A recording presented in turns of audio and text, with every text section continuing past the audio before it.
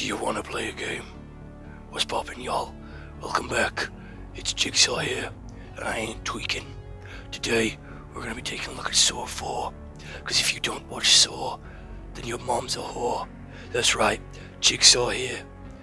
And the final challenge is to let your bee go through your phone. Oh hell no, your ass tweaking, Jigsaw. What's poppin', y'all? So, as Jigsaw previously just said, we are taking a look at the 4th installment of the Saw franchise.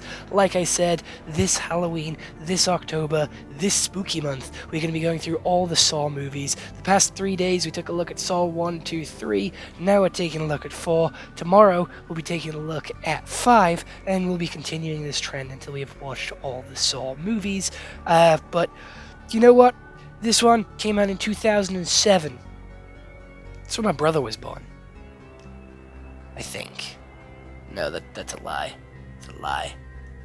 Is it a lie? Might be a lie. I don't know. Fuck it. Doesn't matter. Useless information anyway. So, Saw 4. IV, because that's Roman numerals for 4.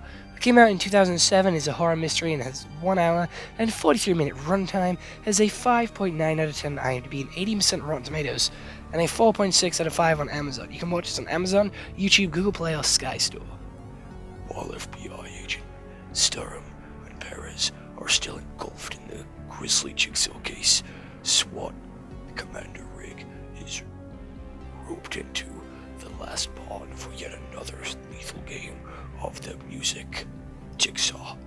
So, gonna be honest here, Chief. The story isn't that grand. So, how the story actually goes is with another case being opened up of another Jigsaw game.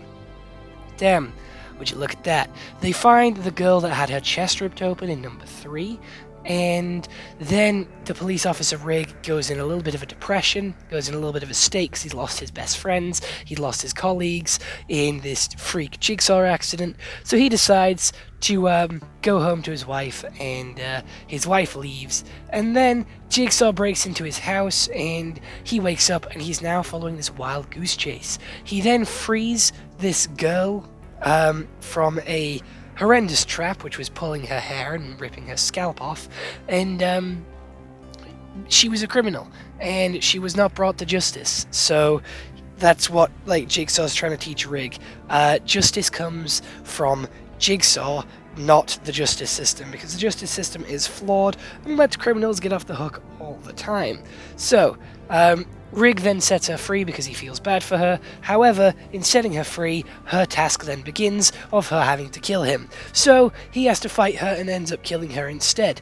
He then moves on to a place where he actually committed assault on somebody because he was beating their child, which is insane. This father was beating his child, and Rig knew that, so he fucking beat the shit out of the dad, and then they dropped the charges because Rig got out of it because all the police officers banded together to obviously stop that and not get him arrested or filed for assault.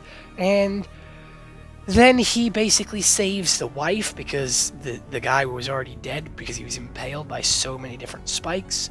And the other police officers are one kill behind all the time, and they're trying to work out what Jigsaw's doing.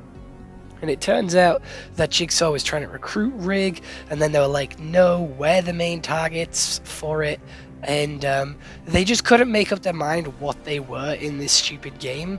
And Rig then goes to the next person, which is in a motel, who actually sexually assaulted and killed multiple people. So you know what? He actually 100% deserved what he got. The last guy also deserved what he got, I'm gonna be honest.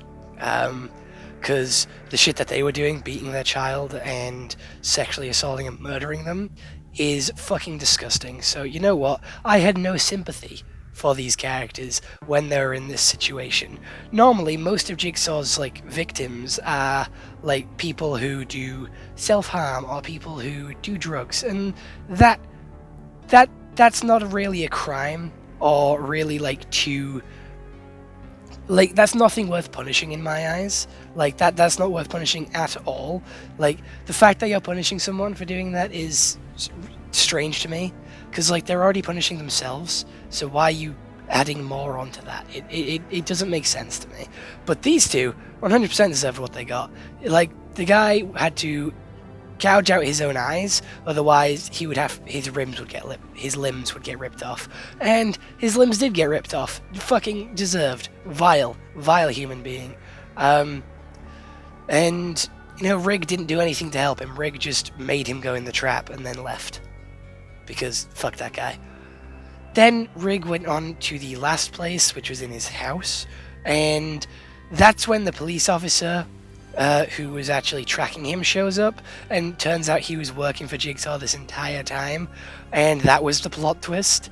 And I wasn't really a huge fan of that plot twist, I'm going to be honest. It was kind of underwhelming and wasn't like the other plot twists that we've had previously, and I don't feel like this movie needed a plot twist. I'm gonna be honest, I know like the whole Saw shtick is like that they have plot twists, and it's like, oh, who's controlling the games, who's running the games, because guess what, John Kramer's dead, so who's doing it now, because especially when his assistant's dead as well. They both died in the third one. Yeah, they both died in the third one, so there wasn't in this one, and it was now the police who are continuing his work, which is really fucking weird. Like, why? I don't get it. I don't get his motive. I don't get his motive to why he was continuing John's work. It just doesn't make sense. It just doesn't make sense to me why he's continuing with this. The murders, gruesome, disgusting as always, and they did try and do a different style in like filming with this one. Like, the intro was different, the camera like style with how they were moving it around and how they were just shooting scenes was different. So it felt much like, it didn't feel like it was Saw, I'm gonna be honest. They switched it up like a lot, so it didn't really feel like it was from the same franchise. I don't get if they were trying to reboot it, because it was filmed a year after number 3, and with all these Saw movies, they are literally filmed 1 year after the other, so there is a lot of change to have in 1 year between the other 3 movies. I just thought it was really strange, and the opening scenes made me cringe and like curl up into a ball because it was uncomfortable to watch. They were like cutting up John Kramer's body to see how he was killed, how he was dying, just doing an autopsy on him, and they found a load of crap in his stomach, which was really fucking disgusting. But like, just the noises of like the chainsaw going through his rib cage, or like them cutting off his brain, lifting up his like skin on his head, like scalping him, it was all grim and disgusting, but like you couldn't look away, and it was so grim.